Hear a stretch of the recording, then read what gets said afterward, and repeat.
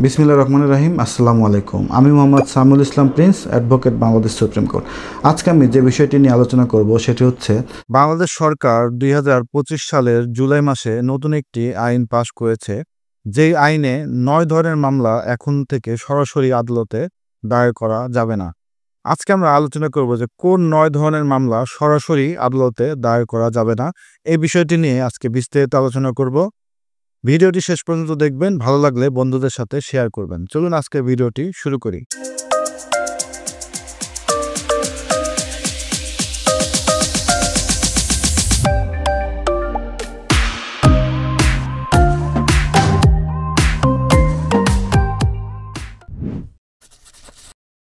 বাংলাদেশ সরকার ২০২৫ সালের জুলাই মাসের ১ তারিখে একটি নতুন অধ্যাদেশ জারি করেছে, সেটি হচ্ছে আইনগত সহায়তা প্রদান সংশোধন অধ্যাদেশ ২০২৫। এই আইনগত সহায়তা প্রদান সংশোধন অধ্যাদেশ অনুযায়ী এখন থেকে ৯ ধরনের মামলা আর সরাসরি আদালতে দায়ের করা যাবে না। মনে রাখবেন যে এই ৯ ধরনের মামলা এখন থেকে দায়ের করতে হলে বাধ্যতামূলকভাবে এই মামলা দায়েরের পূর্বে লিগ্যাল এইডে আপনাদেরকে আবেদন করতে হবে। তারপরেই আপনারা আদালতে এই ৯ ধরনের মামলা দায়ের করতে পারবেন। তো চলুন আমরা দেখি যে এই নতুন আইন সহায়তা প্রদান সংশোধন অধ্যাদেশ ২০২৫ অনুযায়ী কোন ৯ ধরনের মোকদ্দমা আপনারা সরাসরি বিজ্ঞ আদালতে দায়ের করতে পারবেন না। এই ধরনের মোকদ্দমাগুলো দায়ের করতে হলে আপনাদেরকে অবশ্যই লিগ্যাল এইডে আবেদন করতে হবে, এবং লিগ্যাল এইডে যদি আপোষ মীমাংসা না হয়, কেবলমাত্র সেক্ষেত্রে আপনারা বিজ্ঞ আদালতে মামলা দায়ের করতে পারবেন। তো বাংলাদেশ সরকার ২০২৫ সালের জুলাই মাসের ১ তারিখে একটি নতুন অধ্যাদেশ জারি করেছে, যেটি আইনগত সহায়তা প্রদান সংশোধন অধ্যাদেশ ২০২৫ নামে অভিহিত। এই সংশোধনী অধ্যাদেশের ১তম ধারার উপধারা ২-এ বলা হলো যে সরকার সরকারি গেজেটে প্রজ্ঞাপন দ্বারা যে তারিখ ও যে এলাকা নির্ধারণ করিবে, সেই তারিখ হতে সেই এলাকার জন্য এই অধ্যাদেশের নিম্নবর্ণিত ধারার বিধান কার্যকর হইবে।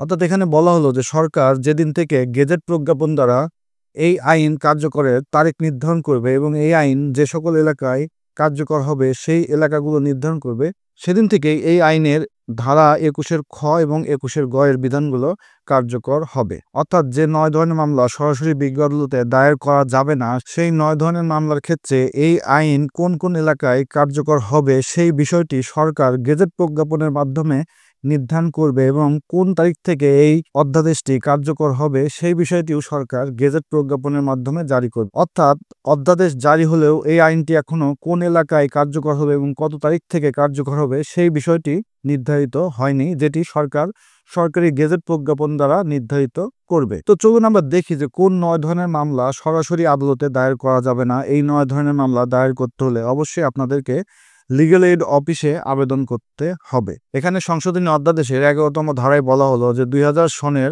৬ নং আইনের ধারা ২১-এর খ, ২১-এর গ, ২১-এর ঘ এবং ২১-এর ঙ এর সন্নিবেশ। উক্ত আইনের ধারা ২১-এর ক এর পরে নিম্নরূপ নতুন ধারা ২১-এর খ, ২১-এর গ, ২১-এর ঘ এবং ২১-এর ঙ সন্নিবেশিত হইবে। আমাদের আজকের আলোচনায় ২১-এর খ ধারাটি গুরুত্বপূর্ণ। এখানে ২১-এর খতে বলা হলো যে কতিপয় ক্ষেত্রে বাধ্যতামূলক মামলা পূর্ব মধ্যস্থতা প্রক্রিয়ার উদ্যোগ গ্রহণ, অর্থাৎ প্রি কেস মিডিয়েশন। সুতরাং এখানে দেখা গেল যে কোন একটি মামলা দায়েরের পূর্বে মধ্যস্থতা বাধ্যতামূলক করা হলো। এরপর এখানে বলা হলো যে আপাতত বলবৎ অন্য কোনো আইনে ভিন্নতর যা কিছুই থাকুক না কেন, অর্থাৎ এই আইনকে প্রাধান্য দেওয়া হলো। এখানে বলা হলো যে আপাতত বলবৎ অন্য আইনে ভিন্নভাবে যা কিছুই বলা থাকুক না কেন, মামলা পূর্ব মধ্যস্থতার বিষয়ে এই আইনের বিধানবলী কার্যকর হবে। অর্থাৎ মামলার পূর্বে একটি মধ্যস্থতার বিষয়ে এই আইনের বিধানগুলোই কার্যকর থাকবে বা কার্যকর হবে। অর্থাৎ এই আইনকে অন্য যে কোনো আইনের উপরে প্রাধান্য প্রদান করা হলো। এরপর ২১-এর খ এর উপধারা ২-এ বলা হলো যে এই আইনের তফসিলে বর্ণিত বিরোধ নিষ্পত্তির ক্ষেত্রে সংক্ষুব্ধ পক্ষকে আবশ্যিকভাবে উক্ত বিরোধ প্রথমে লিগ্যাল এইড অফিসে মধ্যস্থতার মাধ্যমে নিষ্পত্তির উদ্দেশ্যে আবেদন করিতে হইবে, এবং মধ্যস্থতা প্রক্রিয়া ব্যর্থ হইলে বিরোধের কোনো পক্ষ প্রয়োজনে উপযুক্ত আদালতে মামলা দায়ের করিতে পারিবে। এখানে উপধারা ২-এ বলা হলো যে নিম্ন তফসিলে, অর্থাৎ তফসিলে যে সকল মামলার বিষয়ে উল্লেখ রয়েছে সেই সকল মামলায় সংক্ষুব্ধ পক্ষকে আবশ্যিকভাবে, অর্থাৎ বাধ্যতামূলকভাবে ওই সকল বিরোধ প্রথমে লিগ্যাল এইড অফিসে মধ্যস্থতার জন্য আবেদন করতে হবে, মধ্যস্থতার মাধ্যমে যদি কোনো বিরোধ নিষ্পত্তি না হয় সেক্ষেত্রে ওই সংক্ষুব্ধ পক্ষ প্রয়োজনে উপযুক্ত আদালতে মামলা দায়ের করতে পারবে। অর্থাৎ মামলা দায়েরের পূর্বে সংক্ষুব্ধ পক্ষকে অবশ্যই লিগ্যাল এইড অফিসে মধ্যস্থতার জন্য আবেদন করতে হবে। যদি লিগ্যাল এইড অফিসের মাধ্যমে মধ্যস্থতা করা যায় সেক্ষেত্রে আর নতুন করে মামলা দায়ের করা যাবে না। কিন্তু যদি লিগ্যাল এইড অফিসের মাধ্যমে ওই বিরোধের নিষ্পত্তি করা না যায় সেক্ষেত্রে প্রয়োজনে উপযুক্ত আদালতে মামলা দায়ের করা যাবে। অর্থাৎ তফসিলে বর্ণিত 9 ধরনের মামলা আদালতে দায়ের করতে হলে আপনাদেরকে অবশ্যই লিগ্যাল এইড অফিসে মধ্যস্থতার একটি আবেদন করতে হবে। মধ্যস্থতায় যদি আপনারা ব্যর্থ হন কেবলমাত্র সেক্ষেত্রেই উপযুক্ত আদালতে আপনারা মামলা দায়ের করতে পারবেন। এরপর উপধারা 3-এ বলা হলো যে উপধারা 2 অনুসারে মামলা দায়েরের ক্ষেত্রে মামলা দায়েরকারীকে বিধি দ্বারা নির্ধারিত পদ্ধতিতে প্রস্তুতকৃত প্রতিবেদন সংশ্লিষ্ট আদালতে বাধ্যতামূলকভাবে দাখিল করতে হবে। অর্থাৎ আপনারা যদি মধ্যস্থতার মাধ্যমে আপনাদের বিরুদ্ধে নিষ্পত্তি করতে না পারেন সেক্ষেত্রে যদি আপনারা উপযুক্ত আদালতে মামলা দায়ের করতে যান সেক্ষেত্রে বিধি দ্বারা নির্ধারিত পদ্ধতিতে যে একটি প্রতিবেদন এই লিগ্যাল এইড অফিস প্রস্তুত করবে সেই প্রতিবেদনটি অবশ্যই আপনাদের মামলা দায়েরের ক্ষেত্রে বাধ্যতামূলকভাবে আদালতে দাখিল করতে হবে। অর্থাৎ আপনারা তফসিলে বর্ণিত 9 ধরনের মামলা বিজ্ঞ আদালতে দায়ের করতে হলে অবশ্যই লিগ্যাল এইড অফিসের প্রস্তুতকৃত প্রতিবেদন দাখিল করতে হবে, যেটি বাধ্যতামূলক করা হলো। এরপর উপধারা 4-এ বলা হলো যে উপধারা 2 অনুসারে মামলা দায়েরের ক্ষেত্রে মামলা পূর্ব মধ্যস্থতা প্রক্রিয়ায় ব্যয়িত সময় তামাদির মেয়াদ গণনার ক্ষেত্র হতে বাদ যাবে। অর্থাৎ আপনার একটি বিরোধ যদি লিগ্যাল এইড অফিসে নিষ্পত্তিতে আপনার মূল মামলা দায়েরের সময় শেষ হয়ে যায়, অর্থাৎ আপনার যদি মামলা দায়েরে তামাদি হয় সেক্ষেত্রে আপনার এই মধ্যস্থতার যে সময়টুকু ব্যয় হবে সেই সময়টুকু আপনার মামলা দায়েরের তামাদির মেয়াদ গণনার ক্ষেত্রে হতে বাদ যাবে। তো চলুন আমরা দেখি যে কোন 9 ধরনের মামলা আপনারা এখন থেকে সরাসরি আদালতে দায়ের করতে পারবেন না। এই 9 ধরনের মামলা আপনাদেরকে দায়ের করতে হলে অবশ্যই লিগ্যাল এইড অফিসে আবেদন করতে হবে এবং লিগ্যাল এইড অফিসের মাধ্যমে আপনাদের মধ্যস্থতার মাধ্যমে আপনাদের বিরোধটি নিষ্পত্তির ব্যবস্থা গ্রহণ করতে হবে। যদি বিরোধটি মীমাংসার মাধ্যমে বা মধ্যস্থতার মাধ্যমে নিষ্পত্তি করা সম্ভব না হয় কেবলমাত্র সেক্ষেত্রে আপনারা উপযুক্ত আদালতে এই লিগ্যাল এইড অফিসে যে আবেদন করেছেন এবং লিগ্যাল এইড অফিসের প্রতিবেদন সহ বিজ্ঞ উপযুক্ত আদালতে মামলা দায়ের করতে পারবেন। তো চলুন আমরা দেখি যে কোন 9টি মামলা আপনারা সরাসরি বিজ্ঞ আদালতে দায়ের করতে পারবেন না।